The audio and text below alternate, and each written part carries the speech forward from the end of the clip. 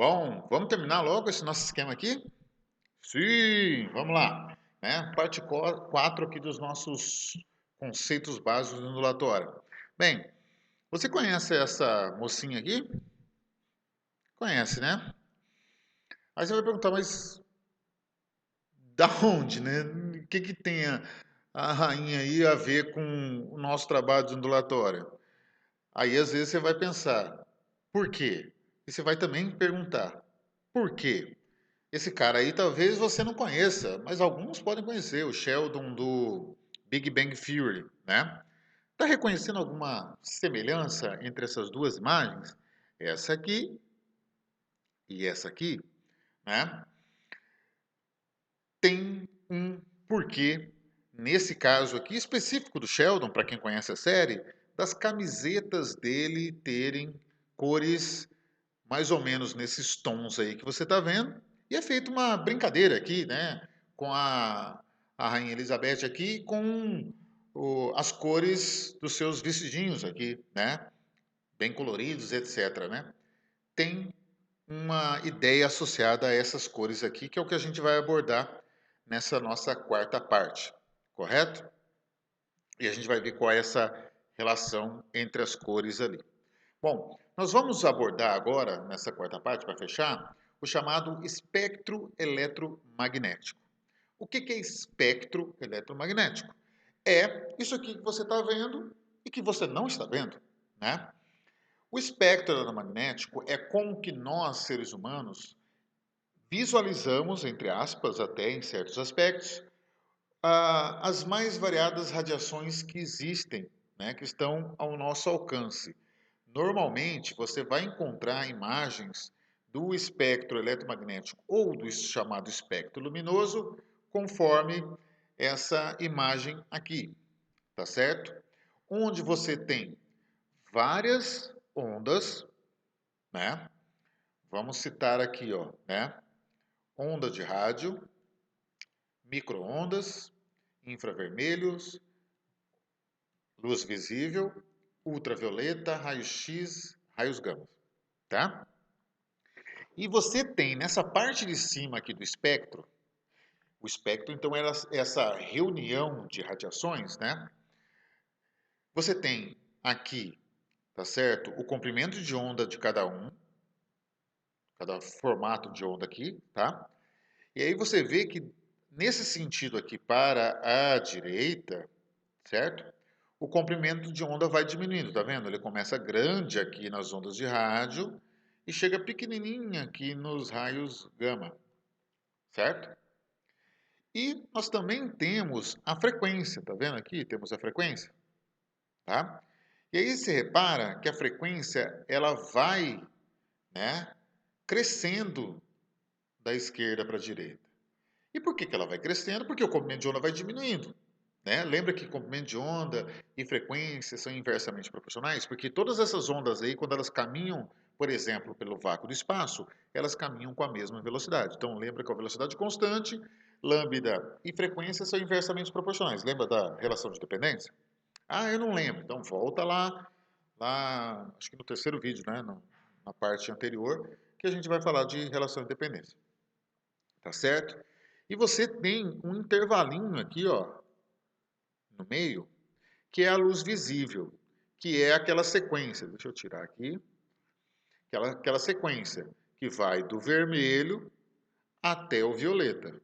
Vermelho, laranja, amarelo, verde, azul, anil e violeta. São as 7 cores do arco-íris, que são visíveis pela gente. Então, ultravioleta, raio-x, raio gama, ondas de rádio, microondas, infravermelho, a gente não enxerga. A gente enxerga só uma parcela do chamado espectro, do conjunto de radiações, a gente só enxerga um pedacinho. Que dentro desse pedacinho tem as cores visíveis, aquelas cores que nós enxergamos e nós chamamos as cores do arco-íris. Tá certo? Esse aqui é o chamado espectro luminoso, tá? Que mostra para a gente as mais variadas radiações, seu comprimento de onda e sua frequência associada, tá? Agora repara numa coisa. Onda de rádio, tá vendo que ela tem um comprimento de onda grande aqui, mas ela tem uma frequência pequena, certo? Raios gama, que está do outro lado oposto, tem um comprimento de onda menor, mas tem uma frequência grande. Qual você acha, entre onda de rádio e raios gama, qual você acha que tem mais energia, que é mais perigosa para a gente? Você tem que compreender por alguns processos aí. Primeiro, por exemplo, onda de rádio, nesse momento, está atravessando a gente aqui, ó, né? Não quer dizer que raio gama também não esteja, porque tudo vem na luz do sol, né? Mas onda de rádio, ela não vai te trazer muito problema. Micro-ondas, que está do ladinho ali, também não traz problema, tá certo? Mas no lado oposto, onde a gente tem raio-x, raio gama, ultravioleta, que dá câncer, raio gama e raio-x, né? Raio gama fez o Bruce Banner virar o Hulk, né? A não ser que você queira virar o Hulk, raio gama é perigosíssimo. Raio-x, que a gente faz aí, né? Análise de imagens por raio-x, é muito perigoso. Você não pode ficar fazendo raio-x a hora que você quiser, né? O técnico lá que vai fazer a sua imagem, ele fica protegido, né? Porque raio-x é perigoso, né? Não pode ficar exposto. Vários estudiosos desses tipos de radiações, né, morreram de câncer porque não sabiam, porque é uma coisa invisível. Eles nem sabiam que eles estavam expostos a algo muito perigoso, certo? Marie Curie foi assim, né? A ganhadora do Oscar, que Oscar, a ganhadora do prêmio Nobel. Apesar de que tem um filme nela, na Netflix, eu acho que tem, né? Sobre a vida da Marie Curie, né? Falando em francês, é, não ganhou o Oscar, não, felizmente. Mas ela ganhou algo mais importante, né? Dois Nobel, né? Um em Química e um em Física. Não é pouca porcaria mulher, não. Tá certo? Então, nesse sentido, você consegue analisar que ondas de grande frequência são ondas muito energéticas. Ondas de baixa frequência são ondas de pouca energia, né? E isso, obviamente, traduz a periculosidade, vamos dizer assim, de algumas radiações frente a outras, do perigo que a gente tem em entrar em contato com essas ondas. Microondas, apesar de ter frequência pequena, não quer dizer que ela não seja totalmente inofensiva para a gente, tá certo? Né? Se, por exemplo, você receber microondas nos olhos, como no aparelho de microondas, você não pode ficar olhando ali o microondas funcionando, é perigoso porque pode ser que vaze alguma microonda do aparelho, chegue nos seus olhos e pode causar algum problema nos olhos, porque o olho é muito sensível, etc. Mas não é nada assim perigosíssimo que pode causar um câncer, como é o caso do outro extremo do espectro, tá certo? Tá bom? Seguindo aqui, tá? Então, você vê as ondas de rádio do lado esquerdo, baixa energia, raios gama do lado direito, alta energia, tá certo? E nessa parte do meio tem a luz visível. Daí você começa a entender por que eu coloquei lá a rainha, o Sheldon, para ter essa noção, né, de evolução das cores. E dentro das cores também tem as cores de maior energia e de menor energia, tá certo? Do mesmo jeito. A cor violeta tem a maior frequência, então ela tem mais energia do que a cor vermelha, né? Sacou? Então a gente tem essas diferenças no espectro luminoso dentro das cores visíveis, tá certo? Por isso a brincadeirinha ali com as camisetas do Sheldon, né? Que tendem a dar essa impressão do espectro luminoso, certo? E para quem acompanha a série, ele já se vestiu de efeito Doppler também. Para quem acompanha a série e sabe do que eu estou falando, vai lembrar. Efeito Doppler é um efeito ondulatório que mais para frente a gente vai falar, tá bom? Tudo bem? E aí vem aqui uma comparação, né? De que a gente tem do vermelho para o violeta, a gente tem um aumento da frequência, tá vendo aqui, ó? Aumento de frequência aqui, ó. Tá vendo? Tá aumentando a frequência, tá vendo? Terahertz. Frequência bem alta, certo? Enquanto que o comprimento de onda está diminuindo, nanômetros, né? Comprimento de onda medido em nanômetros, aí, que é uma medida bem pequena de comprimento. E aí você acompanha aqui também as ondinhas, como tinha na imagem anterior, tá certo? E a sequência das cores da roupa da Rainha Elizabeth, que muito provavelmente ela não faz, né, não troca as cores de roupa pensando nisso, obviamente, né? Mas é que daí é uma relação que a gente faz com a situação aqui, tá certo? Agora, se o Sheldon, o pessoal que trabalha na série, né, colocava as camisetas dele tendo a ver com isso é verdadeiro ou falso? Aí eu tendo a pensar que pode ser verdadeiro, que tem um motivo, não é à toa, tá bom? Bom, seguindo. A gente teve, inclusive, numa atividade, numa tarefinha para trás, falando sobre esse termômetro aqui, que é o pirômetro, né? É o termômetro infravermelho que a gente discutiu a ideia lá de fazer mal para as pessoas ou não, etc. Lembra que esse termômetro, ele não emite radiação, ele só recebe radiação. E a luzinha que tem nele é só para uma questão de mira, né? Para você colocar, saber aonde, para onde você está apontando o termômetro.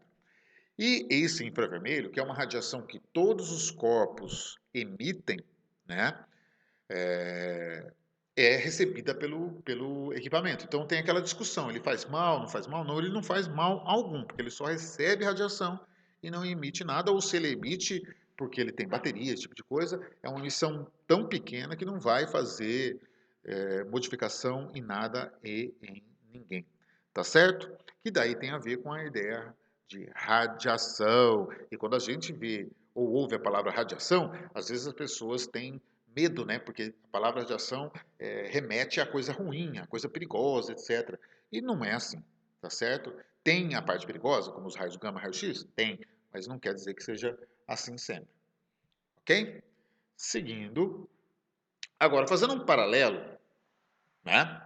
Se a gente tem um espectro luminoso para falar de radiações eletromagnéticas, a gente também tem, vamos dizer assim, um espectro sonoro, ou, mais propriamente chamado, de intervalo audível de uma onda mecânica, que é uma onda sonora. Certo? O nosso ouvido, como a gente até colocou numa questão que falava sobre exame de ecografia, né, ultrassom, etc., na aula passada, na parte 3, nosso ouvido não capta qualquer frequência sonora. A gente tem um intervalo para isso. E isso varia, né, de animal para animal. Nós temos um intervalo audível que varia para um animal, um elefante, um gato, um cachorro. Por isso que tem aquela problemática de estourar fogos, que faz mal para o ouvidinho dos cachorrinhos, dos gatinhos, etc. Né? Que a gente fica com dó, etc. Né? Tem a ver com os chamados intervalos audíveis. E nosso ouvido não machuca tanto do que um cachorro quando tem explosão de fogos de artifício, porque no nosso ouvido o intervalo de frequências recebidas é menor. O cachorro, o gato e vários outros animais têm um intervalo mais estendido de frequências recebidas e entendidas. Então, tem a maior possibilidade de machucar o ouvido, tá certo? Porque nós recebemos frequências de ondas, né, fora do nosso intervalo, mas isso não faz modificação nenhuma na gente, não dá nenhuma sensação sonora. Portanto, não vai machucar também. E qual é esse intervalo, né, do chamado espectro sonoro? Nosso ouvido, na média, ele começa a escutar sons a partir de 20 Hz, que é uma frequência baixa, e vai deixar de escutar os sons a partir de 20 kHz, ou seja, 20 mil Hz, que é uma frequência maior. No nosso caso, ser humano, para cima do 20 kHz é considerado ultrassom, que é isso que acontece nos aparelhos de ultrassom. Aquela onda gerada ela é tão alta em termos de frequência que nosso ouvido não consegue entender.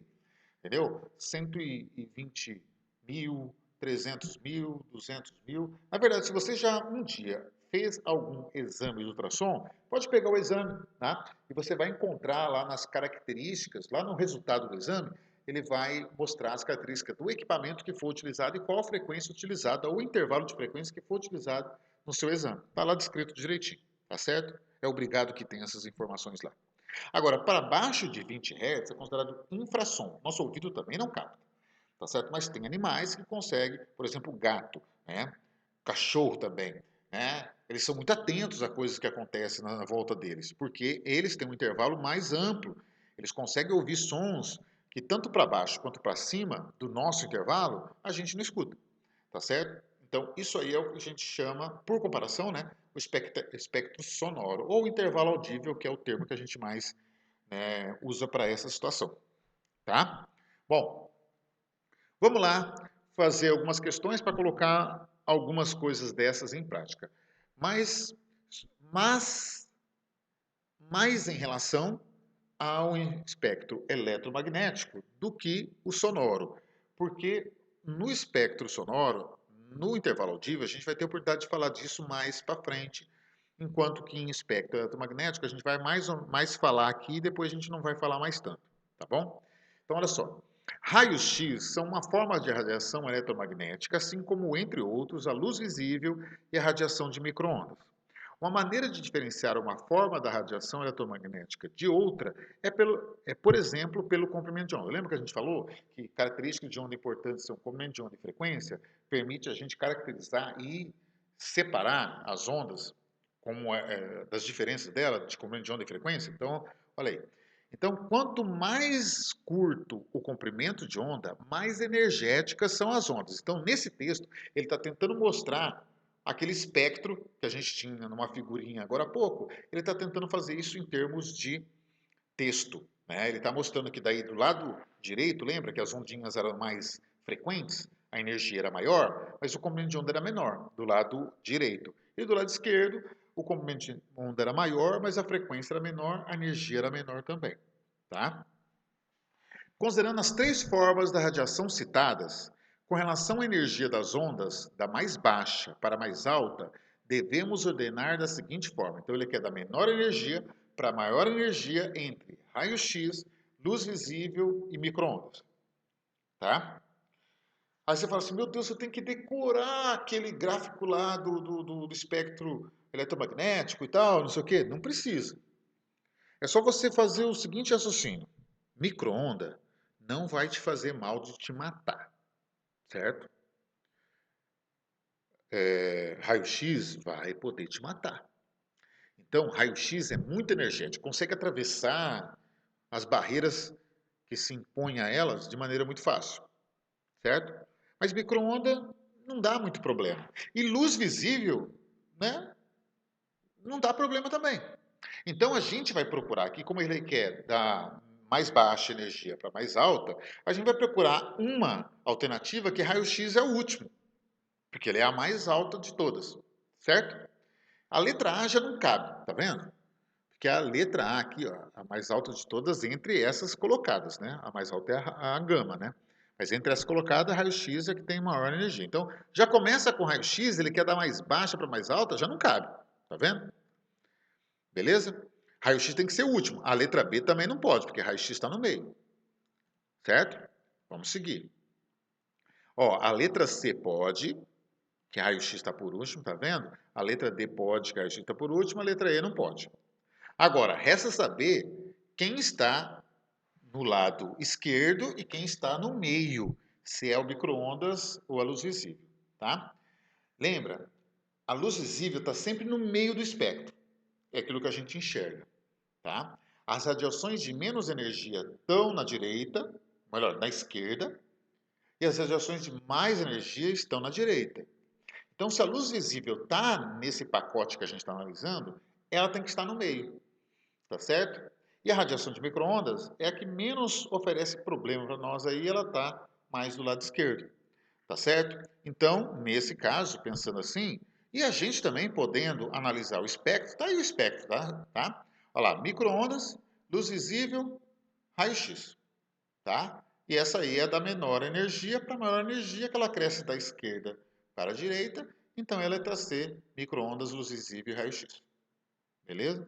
Mas lembra, eu preciso decorar esse espectro. Cara, infelizmente, às vezes, você vai ter que ter uma boa noção do espectro para resolver questões desse estilo, tá certo? É comum isso acontecer, tá? Mas às vezes o próprio texto vai te dar uma orientação, ou a questão vai te dar o espectro para você analisar, tá certo? Geralmente, se você tiver um pouco de noção da coisa, não é muito difícil analisar, não. Tá bem? É claro que tem questões e questões, né? Mas em geral a gente consegue matar só tendo um pouco de noção do espectro. Uma outra aqui, do Enem, de pouco tempo atrás. O avanço científico e tecnológico da física nuclear permitiu conhecer com maiores detalhes o decaimento radioativo dos núcleos atômicos instáveis, desenvolvendo-se algumas aplicações para a radiação de grande penetração no corpo humano, utilizada, por exemplo, no tratamento do câncer. Então, mais uma vez, vem lembrar daquela ideia: a medicina é muito dependente da ondulatória, tá certo? Para você matar um câncer, você muitas vezes vai atacar o câncer com radiação para tentar destruir ele, tá certo? E nesses casos, obviamente, a radiação vai ser mais benéfica, claro, que o câncer, apesar de que a radiação ela pode ser perigosa também, tá certo? Então, às vezes a gente vai ter que ver o que é menos pior ali na situação, tá certo? Em cima disso, eu queria dar uma dica aqui, né? Talvez alguém entre vocês já assistiu e às vezes a maioria não assistiu, mas tem na verdade você encontra no YouTube vários vídeos e vários documentários, inclusive tem um vídeo do Ciência Todo Dia, que é um canal do YouTube muito legalzinho, tá certo? Não é nada cheio de firula e não é nada muito ah, é aprofundado, mas de uma maneira que a gente consegue entender legal as coisas. O Pedro Loss, tá certo? Luz Loss, eu nunca sei o sobrenome dele. Aí, assim, ele tem um vídeo sobre Chernobyl, né? A usina lá na Rússia, na antiga União Soviética, né? Que deu bagaceira lá e que até hoje, né? Nós, humanidade, mundo, planeta, sofre influência daquilo que aconteceu, tá certo? E no HBO Max agora, né, ou na HBO, ou via Torrent, né, alguns de vocês sabem bem do que eu estou falando, né, tem a série, a minissérie, eu acho que são 4 capítulos, Chernobyl. É muito, muito legal. Ganhou um monte de prêmios e tal, vale a pena, como ela é curtinha, né, vale a pena você que se interessa um pouco por assunto assistir, porque mostra bem o que foi toda aquela tragédia lá, tá certo? Além de uma tragédia humanitária, por causa das pessoas que morreram lá, uma uma tragédia em escala mundial, né? Que até hoje, em certas regiões da Europa, não se pode, né? Não se pode entrar. Regiões da Europa não, regiões lá da Rússia, né? Não se pode entrar, não pode, e se pode por um intervalo de tempo pequeno, ou né, todo paramentado, né? É muito complicado.